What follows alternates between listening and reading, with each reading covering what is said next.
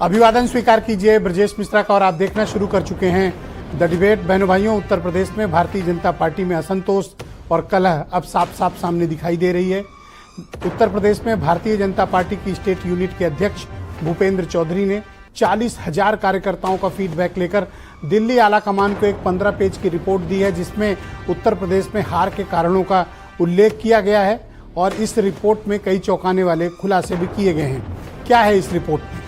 अभी ये मसला चल ही रहा था, तब तक कुछ और बयान भी पार्टी के पदाधिकारियों के, पार्टी के पूर्व पदाधिकारियों के और एक विधायक के, वो भी गोरखपुर का स्टेटमेंट आया कि उनकी जान को खतरा है और 1 करोड़ की सुपारी उनकी हत्या करने के लिए दी गई है और 11 दिन से वो चक्कर काट रहे हैं सबके, लेकिन उनके साथ उनकी बात नहीं सुनी जा रही है। यानी कार्यकर्ताओं में, विधायकों में, पूर्व मंत्रियों में और बड़े दिग्गजों में भी असंतोष है। इस्तीफे तक की मांग हो गई प्रदेश अध्यक्ष के लिए। मामला गंभीर हो गया है, लेकिन दिल्ली ने अब तक इस पूरे मामले का कोई समाधान दिया नहीं है और लखनऊ से आवाजें बुलंद हो रही हैं। बहन भाइयों, इसमें कोई दो राय नहीं कि भारतीय जनता पार्टी के भीतर एक असंतोष, अंतर्कलह, भीतरघात और आपसी संघर्ष तेज हो चुका है। दरअसल चुनाव हारने के बाद अब बीजेपी के नेता बीजेपी के भीतर ही खामी निकालने की कोशिश कर रहे हैं। हमेशा ये फार्मूला रहा है कि सफलता के कई बाप होते हैं और असफलता अनाथ होती है। बीजेपी हार गई है तो अब उसके ऊपर आरोपों की बौछार विपक्ष की तरफ से कम, अपने यहाँ ज्यादा हो रही है। बीजेपी इस वक्त अपोजिशन से नहीं, बीजेपी उत्तर प्रदेश में बीजेपी से ही लड़ रही है।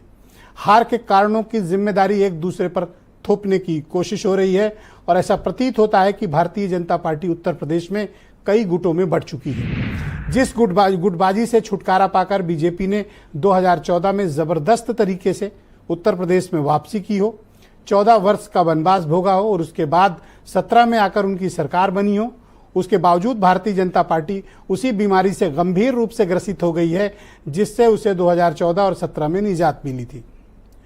जो कुछ भी असंतोष चल रहा है, अब तक उसका समाधान दिल्ली की तरफ से नहीं हुआ है। बीजेपी एक नेशनल पार्टी है और दिल्ली से ही उसका कंट्रोल है, लिहाजा इस पर जब तक दिल्ली इंटरवीन नहीं करेगा, लखनऊ से ये आवाज़ें बुलंद होंगी और एक ये संदेश जा रहा है कि दिल्ली इस तरह की आवाज़ों को पुष्पित और पल्लवित भी कर रहा है। क्या कारण है कि बीजेपी में इस कदर असंतोष बढ़ गया है? क्या इसका कारण पार्लियामेंट्री चुनाव में हार है या फिर कोई और वजह? आज आपने देखा होगा कि केशव मौर्य का बिना नाम लिए हुए अखिलेश यादव यानी अपोजिशन के लीडर ने एक ट्वीट किया और लिखा कि मानसून का ऑफर है, 100 लाओ, सरकार बनाओ। विपक्ष भारतीय जनता पार्टी के पूरे मजे ले रहा है, वो भी बरसात में। और बीजेपी इस वक्त अपोजिशन के लिए नहीं बल्कि खुद ही अपने अंदर लड़ाई लड़ रही है। एक दूसरे पर इल्जाम लगाए जा रहे हैं और कहा जा रहा है कि जो अपनी जाति का वोट न ला सका वो दूसरों पर इल्जाम क्यों लगा रहा है। ऐसी भी बातें सार्वजनिक रूप से कही जा रही हैं। तो कुछ तो बात गंभीर है। सुनील बराला बीजेपी के सीनियर लीडर हैं और बीजेपी के स्थापना काल से अपने को पार्टी का सदस्य बताते हैं, फॉर्मर मिनिस्टर भी रहे और उनका ये कहना है कि पार्टी के अध्यक्ष को इसकी जिम्मेदारी लेते हुए उन्हें पद से इस्तीफा दे देना चाहिए। बीजेपी की अब तक इमेज ये रही कि बड़ी अनुशासित पार्टी है और उनके कार्यकर्ता भी अगर कुछ पार्टी के लाइन के खिलाफ बोलते हैं तो उनको सख्ती से चुप करा दिया जाता है। लेकिन यहाँ बयान पर बयान आ रहे हैं, भीतरघात पर भीतरघात हुई, खुलेआम हुई, लेकिन किसी के खिलाफ न तो कोई कार्रवाई हो रही है और न किसी को रोका जा रहा है। संगठन की तरफ से लगातार कुछ ऐसे बयान दिए गए जिसमें उत्तर प्रदेश की मौजूदा सरकार को नीचा दिखाने की भी कोशिश हुई। ऑफिशियल ट्विटर हैंडल से ट्वीट भी हुए। तो कुछ तो चल रहा है बीजेपी के भीतर, वो स्वीकारना चाहती है या नहीं ये एक अलग विषय है। और जब बीजेपी के भीतर हमले हो रहे हैं तो सहयोगी दल इसमें कहाँ पीछे छूटेंगे। आजकल संजय निषाद बहुत नाराज हैं और अपनी नाराजगी वो प्रतिदिन मीडिया को दिए गए अपने स्टेटमेंट्स के जरिए बताते रहते हैं। वो नाराज इसलिए भी हैं क्योंकि उनको खास तवज्जो चुनाव में नहीं मिली और उनके बड़े भाई ओम प्रकाश राजभर को बड़े इंपॉर्टेंट विभाग मिल गए और उनके पास सिर्फ है मछली विभाग। तो कष्ट बहुत ढेर सारे हैं, लेकिन बीजेपी इस अंदरूनी कलह के बीच फंसी हुई है। आ जाए कुछ बयान सुन लें आप, फिर इस परिचर्चा को हम आगे बढ़ाएंगे। विपक्ष के पास इस तरीके की बयानबाजी के अलावा कुछ बचा ही नहीं है कि हम कुछ और चीज कह दें कि क्योंकि अब हमारी आरक्षण की आवाज उठती है तो उसमें कौन दोषी है, कौन इसमें रुकावट पैदा किया, तमाम ऐसे पिछड़े सवाल पूछते रहते हैं।